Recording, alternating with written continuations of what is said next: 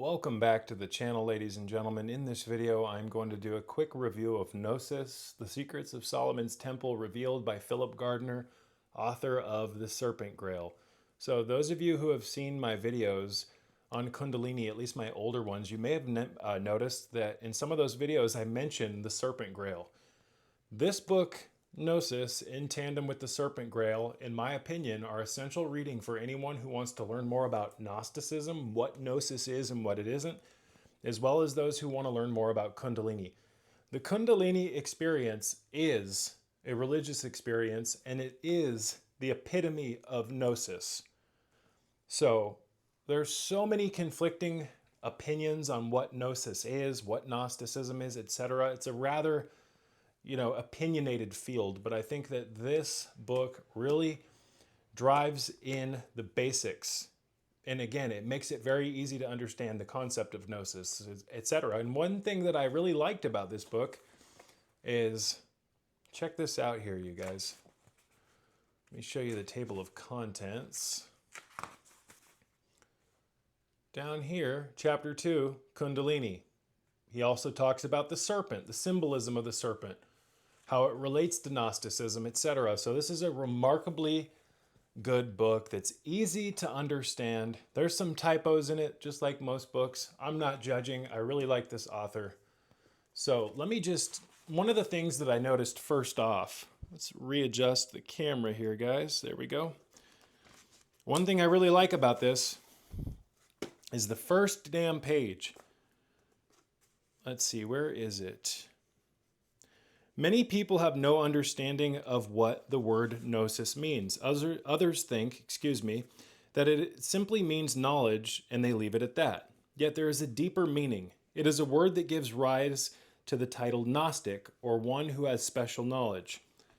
The true definition of the term gnosis is the direct mystical experience of the divine in the self.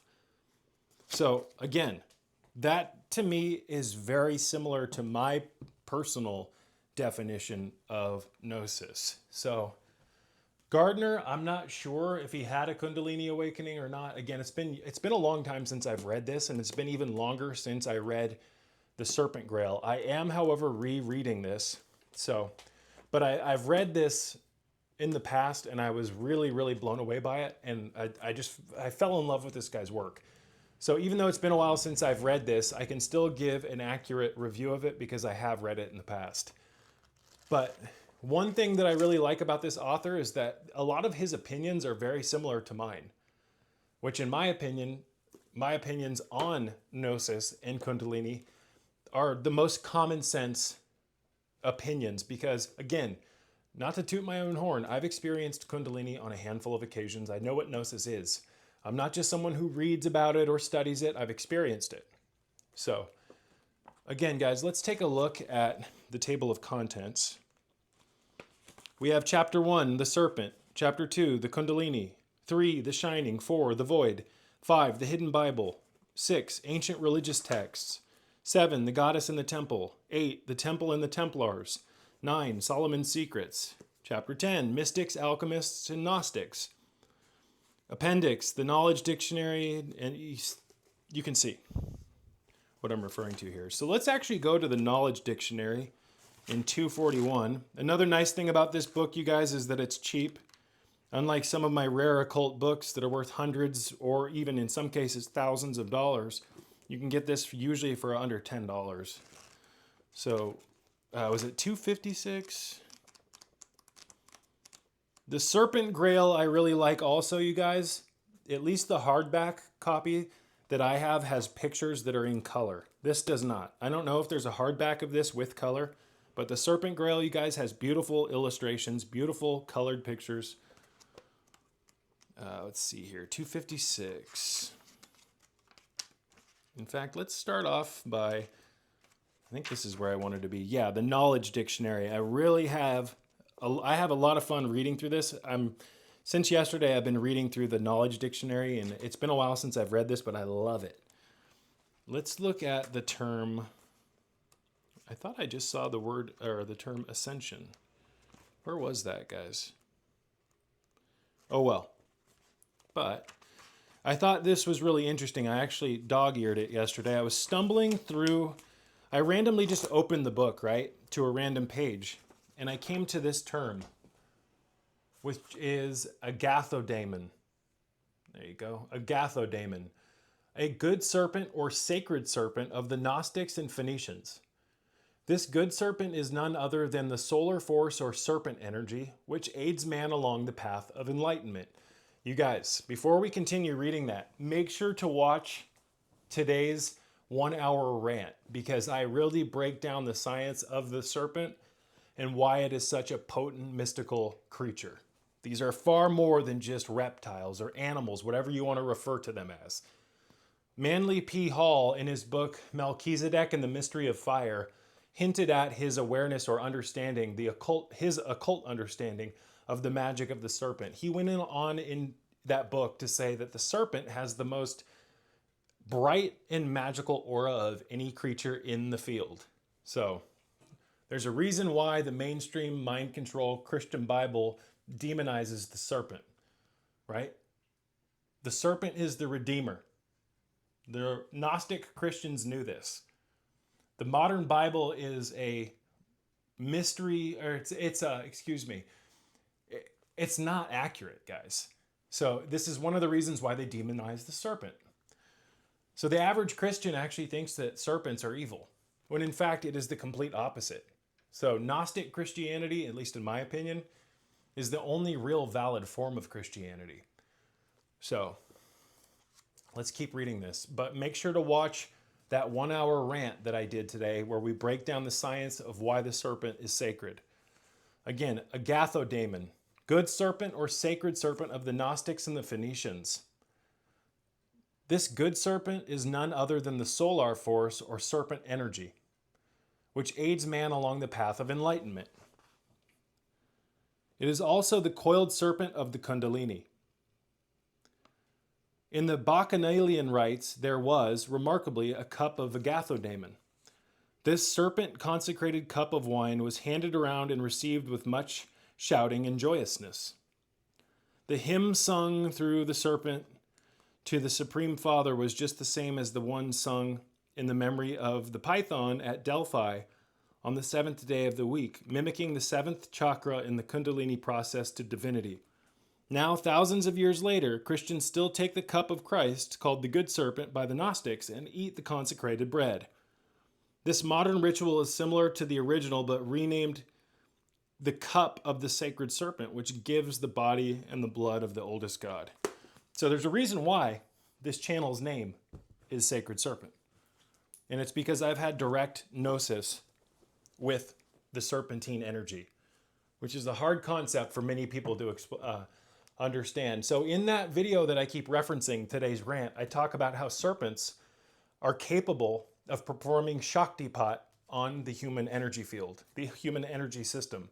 I explain what Shaktipat is in that video, as well as how it directly ties to the process of gnosis or obtaining gnosis. So again, I really love this dictionary in the back, you guys.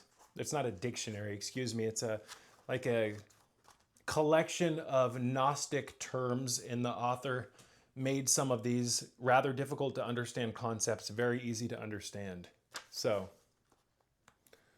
anyways, ascension. This is what I wanted to see earlier. The ascension of Christ, although taught as a literal event where Christ ascended to heaven, is in reality the rise of the Christ consciousness within man.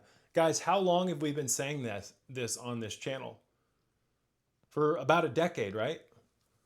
Again, let's read that one more time. The ascension of Christ, although taught as a literal event where Christ ascended to heaven, is in reality the rise of the Christ consciousness within man. It is the Kundalini rising up the spine, or axis mundi, to full enlightenment. It is the realization that man is the divine.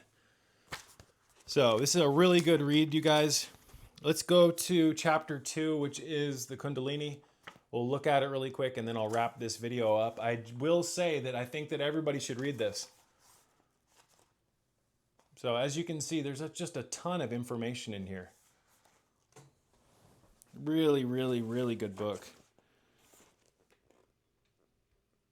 First, we must come to some basic understandings of the origin and belief surrounding serpent energy. So, guys, in the Serpent Grail, Philip Gardiner's other book, he shows that pretty much the oldest religion is serpent worship. And there's a reason why, you guys. It's because our ancestors knew the power of the serpent. It's also why, again, the serpent's in the Bible, you guys. They demonized the snake because the snake is a potent reservoir of occult power. They can actually aid man and woman's ascension process or enlightenment. I know that sounds crazy. Man, I mean, I'm not going to read anything else in here, you guys, but I want you to just see all the great content. There's stuff on the chakras, right? Kirlian photography. All this, the breakdown of the number 7 and how it's so important to the Kundalini process, right? There's just a ton of great stuff. So I give this a 10 out of 10. It's an easy read. You could easily read this in a weekend if you really wanted to. I'm slowly moving through it because I'm working through a couple of other books, but I'm really, really enjoying my second read of this book. I'll show you what the spine looks like. Unfortunately, this type of paperback book, the binding is infamous for cracking, as you can see along the back.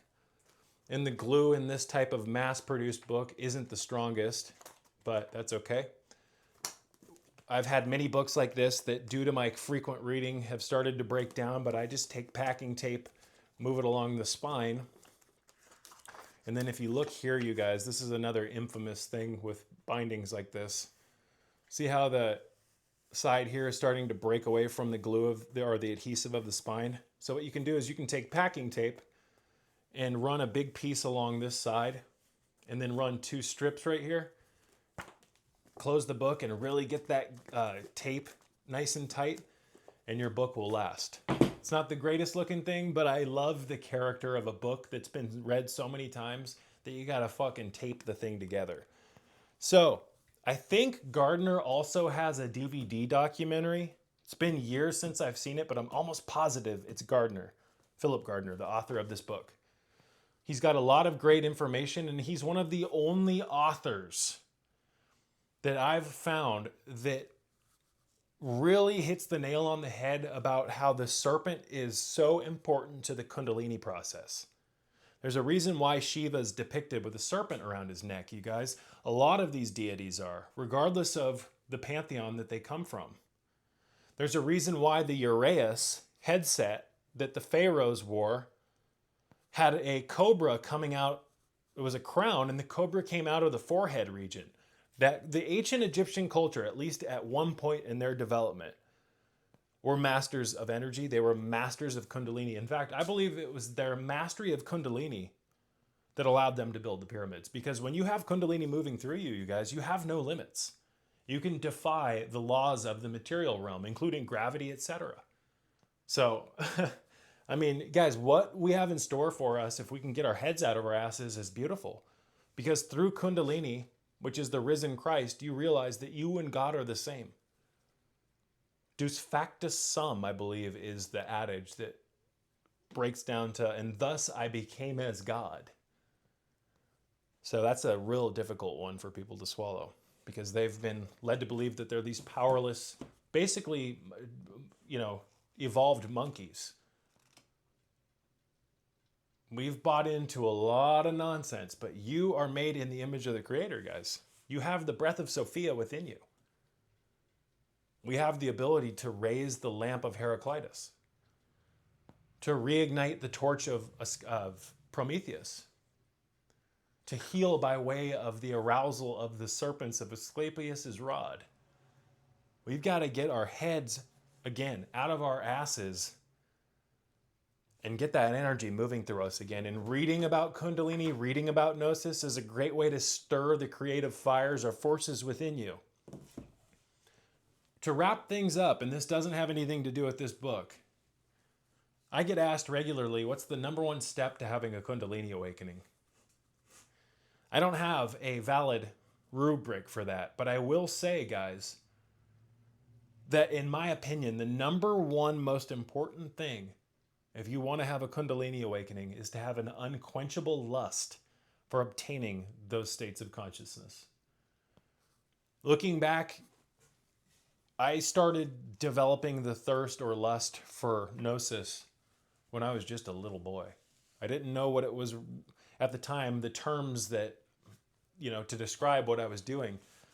But even when I was a young boy, I knew there was something being hidden about our consciousness.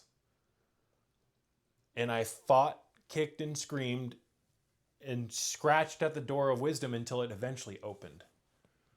And Gnosis is the epitome of wisdom. It's wisdom through merging with the divine, guys. That's what Kundalini is. That's what Gnosis is. See, Philip Gardiner is one of the only authors that I've found that really connects the serpent energy, the Kundalini experience with Gnosis, with like the Gnostic path. It's one of the reasons why I love these books. They're easy to read. As you can see, the text is really large. So I think you guys will enjoy this book if you read it, if you're interested in Gnosticism. It's not some overly, I don't want to say prestigious, but it's a simple read. But that doesn't mean that it's not a powerful read. Books don't have to be littered with advanced, terminology, etc. for them to make an impact. And this is like, I'm just so glad that I found this again. I lost this book for a while during the moving process. And I was in a box the other day that I hadn't touched since we moved. And I go, wait a minute. That's okay. I forgot I had this. I got a bunch of books like that. Some stuff by Jim Mars, a bunch of stuff. These books got put into a specific box because they aren't my rare books. I've been collecting occult books for over a decade, and I've got some very, very rare titles. Some of them, there's only 30 in existence. I had a book in the past that I foolishly sold that there was only one in existence, and I had it. So I am very, very good at obtaining books that are rare because I know the power of the mind. And I use magic, I use sorcery to align myself with the obtaining of these rare items. Book hunting is one of my biggest thrills in life. It's like hunting for treasure. And one thing that's really exhilarating or exciting about hunting for rare books is that there's usually a group of people that are constantly looking for them. So not only do you need to be in the right place at the right time to get them, but you've got to have the resources to buy them, right? Which is like right now with the cost of everything, I'm kind of screwed. So I'm waiting to do more magic to obtain certain books that I'm looking for because I simply just don't have the money right now. With the cost of living, with the bills, etc., and that's just the way it is. But when the time is right, when the waters part, I will work my magic and get these certain books. There's certain books that I will never talk about on my channel because I, as an occultist, a serious occultist, to some extent, I'm not going to lie, guys, I'm a very selfish creature when it comes to my occultism because I want the books for me and me alone. I know that sounds selfish, but if I were to talk about this specific author that is my main focus of book hunting, if you will, it would mean more eyes on the items that I'm looking for. Catch my drift? And no, I'm not talking about Philip Cooper, guys. No, I sold my Cooper collection. Maybe in the future I'll talk about why, but for now, I'm going to wrap this one up by saying that this is a 10 out of 10 in my opinion because it simplifies abstract, difficult Gnostic ideas, concepts, etc. I really love how Gardiner talks about the serpent and its importance in the religious experience. That's something that most authors don't, even Gnostic authors. Gnostics look at the serpent as a symbol of Christ, which flips, right, the mainstream Christian story upside down. There's also many other symbolic ties to the serpent outside of Christ, right? But it is a potent symbol of Christ consciousness, the serpent. And in the mainstream religious Christianity or mainstream Christian story, the serpent is punished. Whereas in the Gnostic faith, if you want to call it that, the serpent is held up in high esteem because he came to wake man and woman up. The serpent is literally Morpheus from the Matrix film. That's what they were hinting at in that film, right? Neo, who is Adam, is led to the serpent, who is Morpheus, by Eve, who is Trinity. And Trinity ate the forbidden fruit before Adam, or Neo did. And she brings Neo to Morpheus, the serpent, and he is offered, Neo is, aka Adam, the forbidden fruit, which is the red pill. Even, you guys, if you watch the first Matrix film, there's a scene where Neo finally meets Morpheus for the first time after going up the Masonic staircase. That staircase is symbolic of the spine, for one.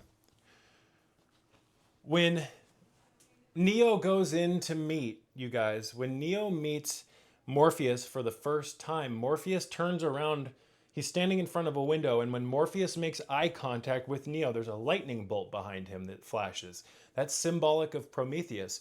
If you zoom in on the leather jacket of Morpheus in the movie, you'll notice that there's like an alligator kind of hide look to it. The texture, it also looks serpentine. This is symbolic of the Egyptian deity Sobek. It's also symbolic of the reptilian energy of Kundalini. I'm going to wrap this one up. Get this book. It's cheap. I'll put links in the description box below to where you can obtain this. And until next time, guys, may peace be with you all.